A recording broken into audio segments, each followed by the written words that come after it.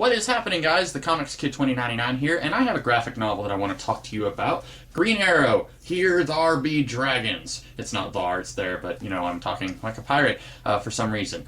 This collects issues 7 through 12 of the Green Arrow series by Mike Grell, and when I first started reading this, I didn't think I was going to have much to say about this series, but by the end of it, I did have a little bit more to say about this volume. And first, I do want to say, and I think I mentioned this in my review of Volume 1, Hunter's Moon, but if you have not read The Longbow Hunters, go ahead and do that. Just do yourself a favor and read it, because it's a pretty good story. But also, if you are in any way interested in reading this ongoing Green Arrow series, you really need to go and read Longbow Hunters first, because even though that is a 4-issue miniseries, it really is Volume 1 of Mike Grell's run. So when you see Hunter's Moon on the shelf and it says Volume 1, it's really Volume 2 to Longbow Hunters Volume 1. And then this is really like the 3rd volume of Grell's run. And especially, this really wasn't as true in Hunter's Moon, but it's more true here. If you haven't read Longbow Hunters and you read this, you might be a little bit confused, because this brings back Shadow, and it calls back to conversations that Black Canary and Green Arrow had in Longbow Hunters,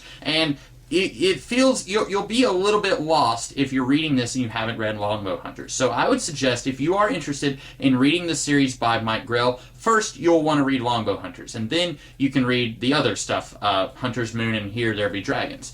This series, or this volume, is 6 issues, like I said, and the first 2 issues is a short 2-issue arc, kind of like the first 3 arcs that were collected in Volume 1. And Volume 1 had 6 issues, just like this one did, and it was 3 2-issue arcs. And the first arc of this book is a lot like those. It's a very real-world story. It's Green Arrow versus some car thieves who are actually being used by another group of villains, and they don't even realize it. It's a very real-world kind of thing. You could very easily see these bad guys showing up in your local newspaper. And then the next 4 issues of this book is the Here There Be Dragons story, and that's what brings back Shadow, and that's largely what I wanted to talk about here. And the plot of this 4-issue arc is very real-worldy also. It's very much something you could easily see taking place in the real world. And it talks about how back in the 1940s, a bunch of Filipino people, they buried a whole lot of gold because they didn't trust their government.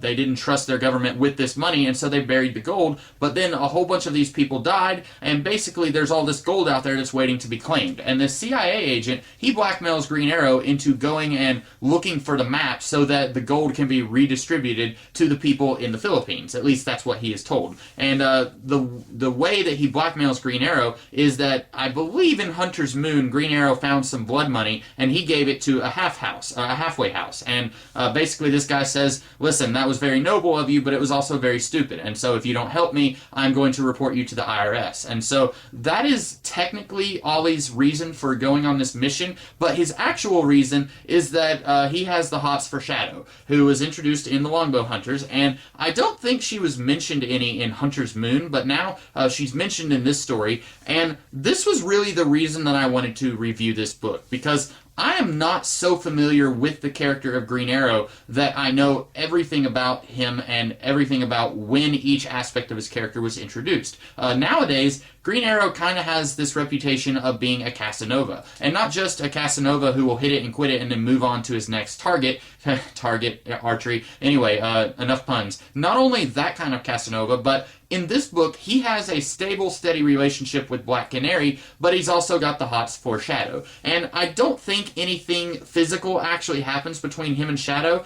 They come kind of close at one point, but I don't think anything physical happens between them. If it does, it happens off camera. But I really think this might be the first time in Green Arrow's character history where that whole aspect of him kind of being a ladies' man, and not in a good way, really surfaces. And when I say good way, there's different kinds of ladies' men. James Bond, he's pretty much paraded as being a good example of a ladies' man.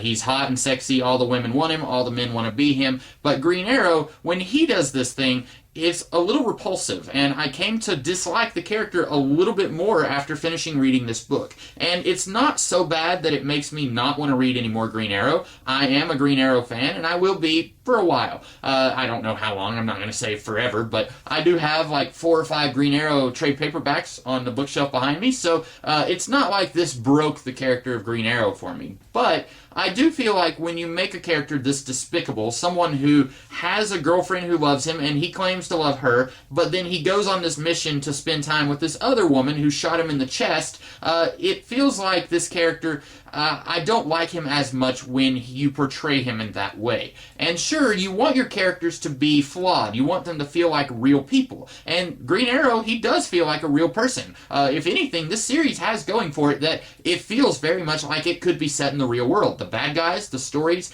and the characters, they all feel like they're set in the real world. This does not feel like it is set in the DC universe. But you don't want your character to be so flawed that readers are going to be repulsed by him and they're not going to want to read about him. And I want to be able to enjoy reading about characters that I read about. I want to like the characters who I'm reading about. And I like Green Arrow a little bit less at the end of this book than I did at the beginning of it. And I'm not sure, I could be mistaken, that maybe he did have this Casanova thing going on long before this volume started, but I don't think so. You look at books like Green Lantern, Green Arrow by Denny O'Neil and Neil Adams. In that series, he's a jerk, but he's ultimately a good guy. He's not really someone who you would expect to be sleeping around with other women behind his one true love's back. And that's kind of the feeling that I get from him here. And I know from later Green Arrow comics that he's very much a ladies' man who's stuck in just about everything that moves. And I'm wondering if that kind of got his start here.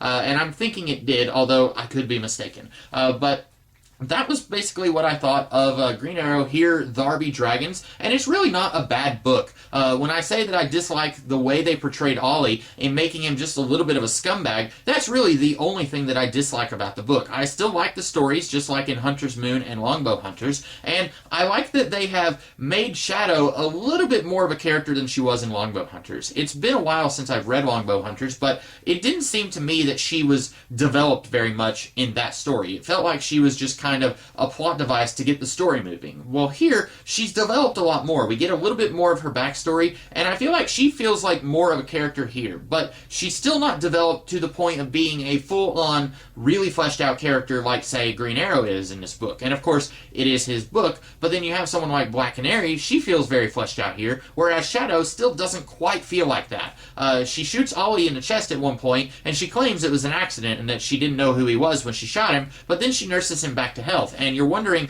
why is she doing this? These two are, at the moment, operating at cross purposes. Why is she saving his life? Why is she continuing to nurse him back to health for like a month? And I feel like she's going to be a character who's going to recur every now and then in this series, and after a while, she's probably going to feel much more fleshed out, and you'll understand her motivations a lot more. But as of now, I feel like she's still a little bit of a mystery, which isn't a bad thing if you can have a whole bunch of this series to read all in one big chunk. But if you're just reading it in 6-issue installments like I am, then she still feels a little bit like she needs to be fleshed out just a little bit more, like she needs to be developed just a little bit more. But she was developed more here than she was in Longbow Hunters, or at least from what I remember of Longbow Hunters, because it's been a few years since I read that story. That's about all I have to say about Here There Be Dragons. I hope that you guys liked this video, and if you did, be sure to like, share, comment, and subscribe, and I will be back later in the week with some other kinds of videos. So catch you later. Have a great rest of the day.